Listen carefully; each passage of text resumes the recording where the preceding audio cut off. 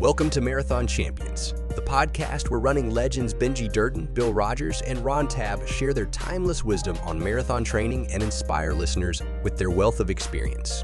These champions continue to impact the running world today. For this episode, go to Tom Wysocki's page at the Association of Road Racing Statisticians, which can be found at more.arrs.run/runner/7540, all lowercase. Tom, I didn't realize that you had the times that you had. Like what? Oh, I didn't realize your 3,000 meter time was as fast. I didn't realize you'd run 13. What did you say? 13:34. 13:35. I got third or fourth at 3 1 year. Yeah. So I give didn't me a realize second you'd run here. that fast. Give me a second. I'm going to share my screen. There we go. So this is his career basically is as far as the road racing statisticians or long distance statisticians are. So you can see these are his PRs. At 102:58. That's amazing. That's Yeah, every now and then I'd get lucky. Yeah, and then you get down the one you were talking about where you won. This one I think is the one you were talking about. Yes. Yes. And Steve ran like 48:10 or something like that. Yeah. I mean, I think he's third or fourth. Let's see, where's your 3,000? Oswald. I know, what year was that? There it is, right here, right 85, here. yeah. That's the Oslo, you were fifth. Gasparilla. That's fast too. Yep. Yeah, 43:06. Yeah, he mentioned that, remember? Where Yeah. he No, so I'm saying you had hesitated some. and he could have won if he hadn't hesitated. But I didn't want to be that sacrificial lamb against a 5-mile-an-hour wind. Yeah. Oh yeah. Well, the year I ran my best Gasparilla, we had a good tailwind on the way out, turned around and I thought, okay, I'll just tuck in, and nope. Deke took off, and that was the end of that. Yeah, well, so a little funny story. I rabbited that I ran 7:53, and then I couldn't get into 10,000 in Stockholm. It didn't have the time. So they asked me if I wanted to rabbit. I was there with Ruth anyway. So I made a few dollars doing that.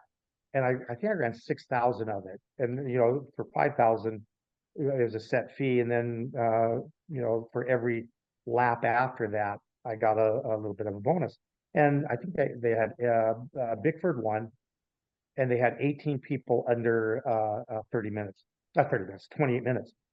And so the next day, Tom Sturrock, was our agent. He said, "Hey, come over here. We're on talk." And there was, he was talking to a couple guys and said, "This is Oweda's agent. And Oweda watched your race last night and thought you did a good job rabbiting, going back, picking him up and all of that. So he's going for a 5,000 record in Helsinki. You want to rabbit? He'd love to have you rabbit." And the money it would have been my best payday ever. He was going to contribute some. The promoter was. And then if you set the world record, there'd be a bonus and all that. I said, "Okay, yeah, sure, I'm interested." So what's he want me to do? He said, "He needs you to go through at 7:43. And I'm like, "I would love to." I said, but at that time, there was only like 10 people in the world that can run 7:43. I'm not one of them. I ran 7:53, hanging on for dear life.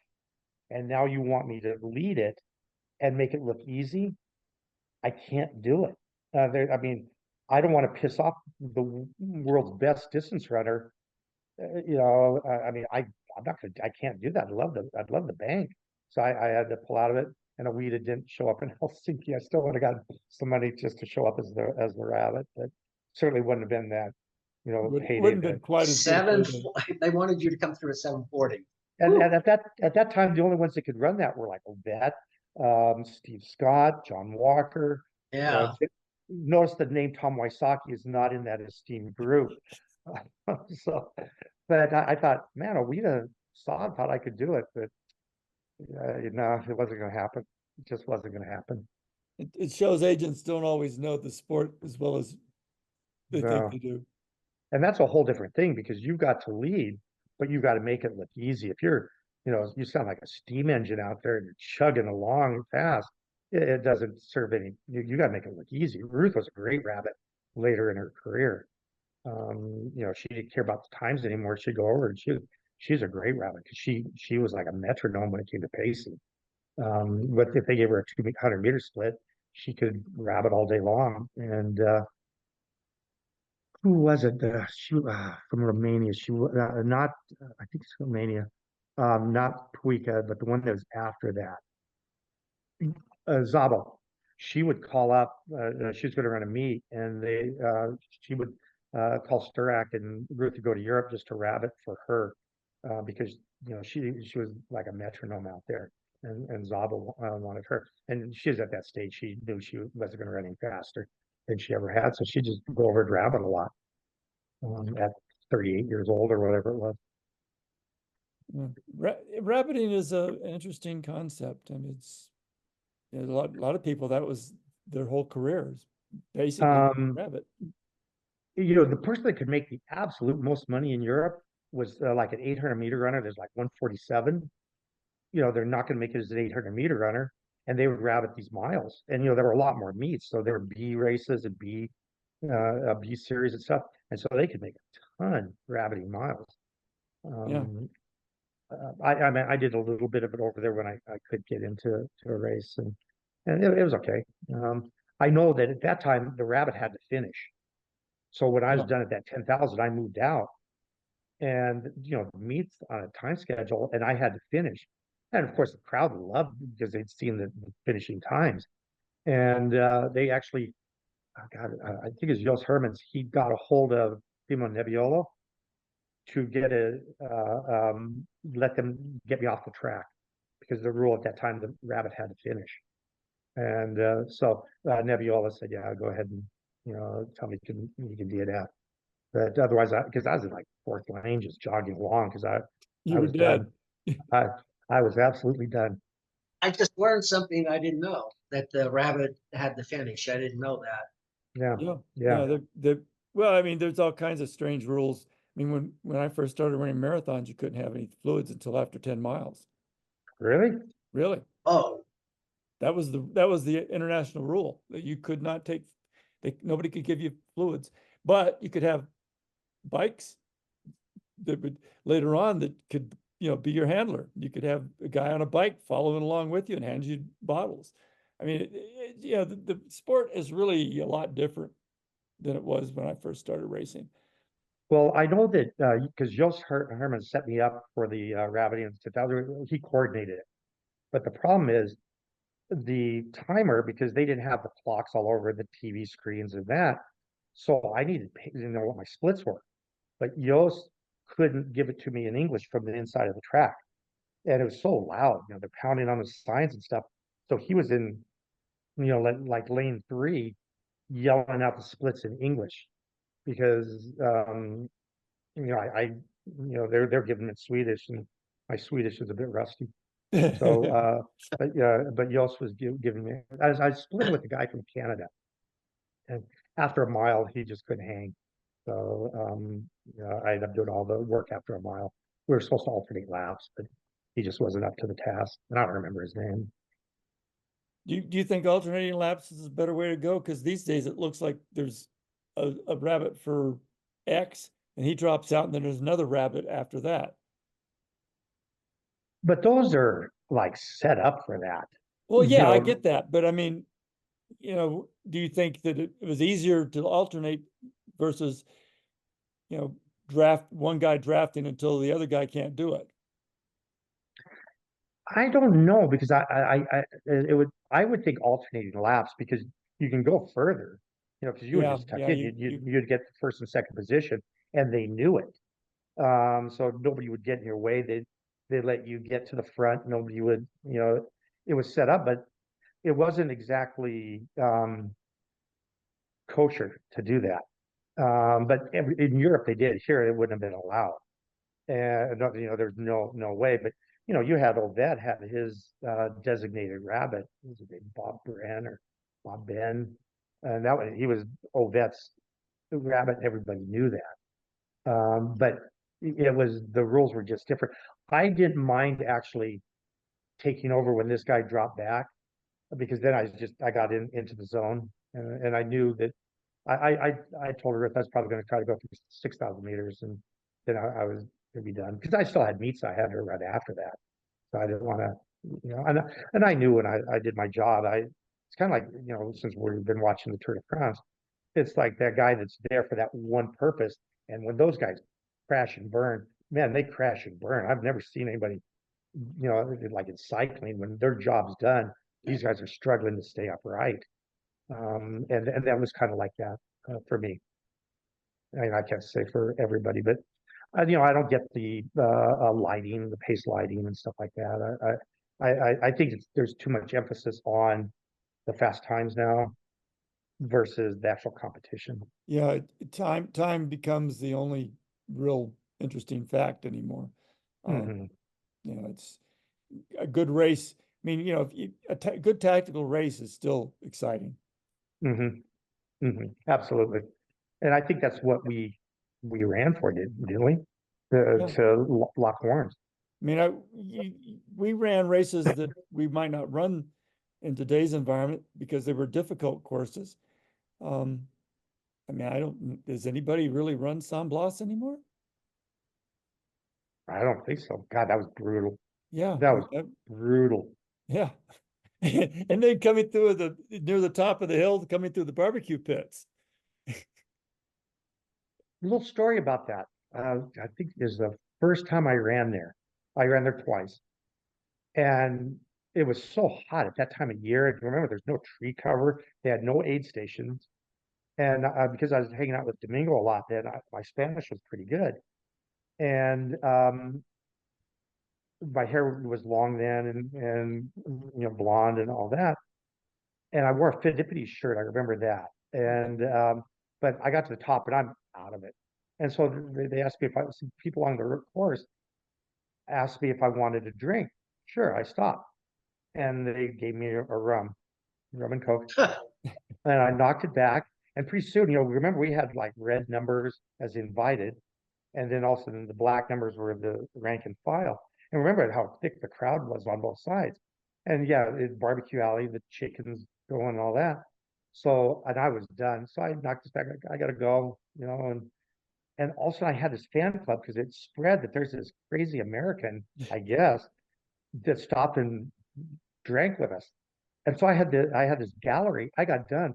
I thought Hollister was going to be happy that I did, yeoman work for Nike because I wasn't running well there. Man, he lit me up.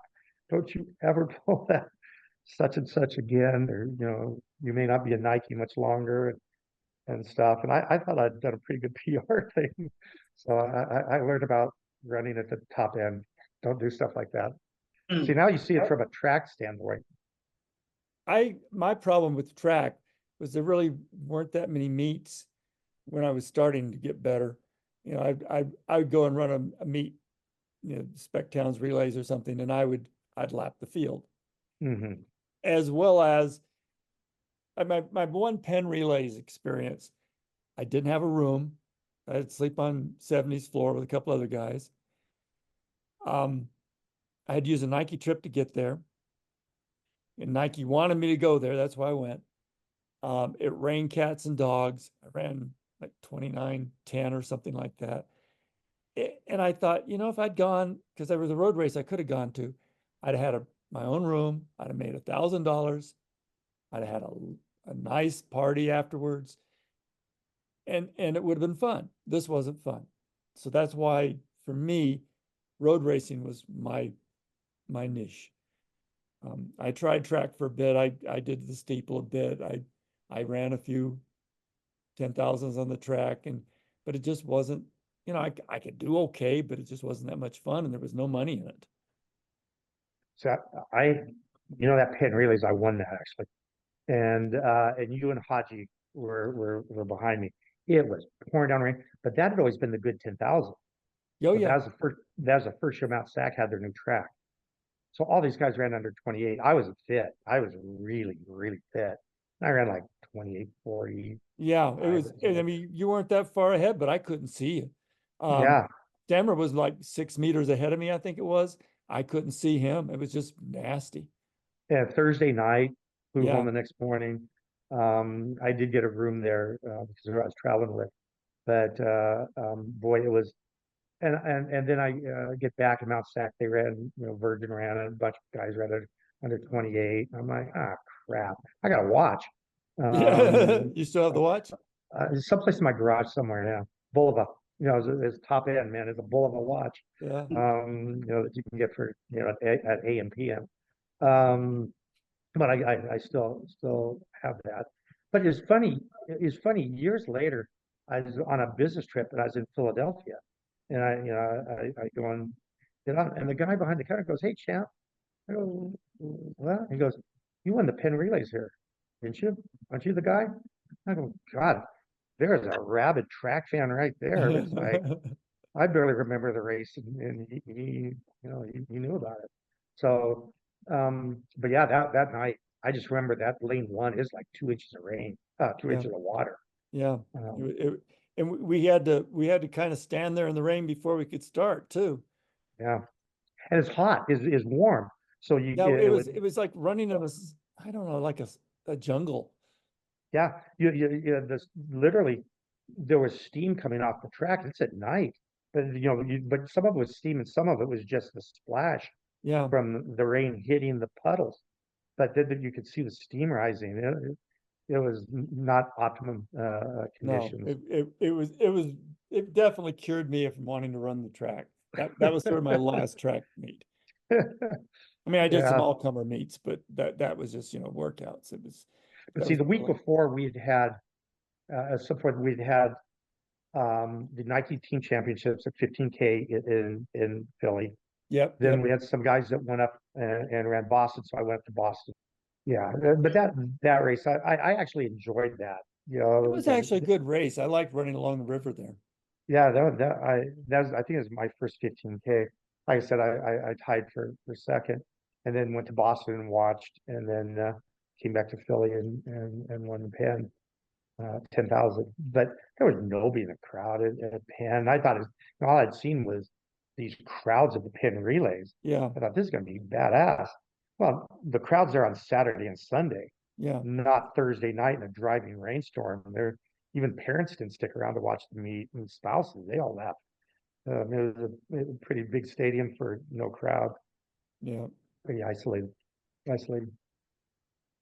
Did you guys see a changing of the guard, or do you believe there was a changing of the guard as far as the shoe marketing was concerned in Eugene?